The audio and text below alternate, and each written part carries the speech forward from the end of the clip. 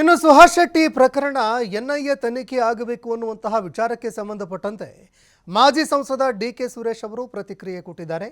ತನಿಖೆ ಮಾಡೋದಕ್ಕೆ ಕರ್ನಾಟಕದ ಪೊಲೀಸರು ಸಮರ್ಥರಿದ್ದಾರೆ.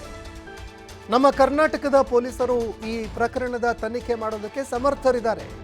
ಯಾವ್ಯಾವ ಕಾಲದಲ್ಲಿ ಬಿಜೆಪಿ ಏನೇನು ಮಾಡಿದೆ ಇದೆಲ್ಲವೂ ಕೂಡ ಗೊತ್ತಿದೆ.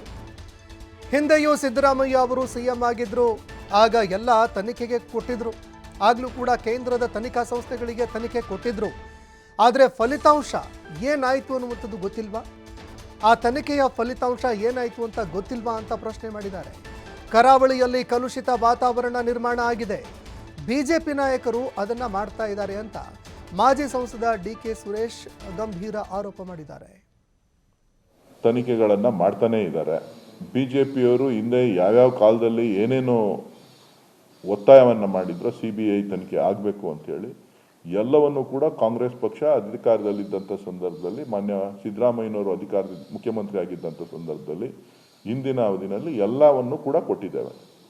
ಸೊ ಏನೇನು ಫಲಿತಾಂಶ ಏನೇನು ಆಗಿದೆ ಅನ್ನೋದು ನಿಮಗೂ ಕೂಡ ಗೊತ್ತಿದೆ.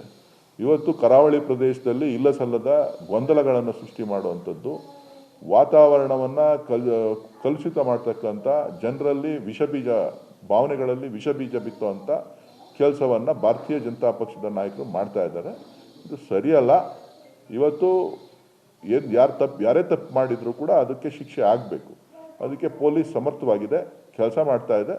ಸರ್ಕಾರ ಕೂಡ ಅದರ ಮೇಲೆ ಸಾಕಷ್ಟು ಕಾನೂನಿನ ಕ್ರಮವನ್ನು ತೆಗೆದುಕೊಳ್ತಾ ಇದೆ.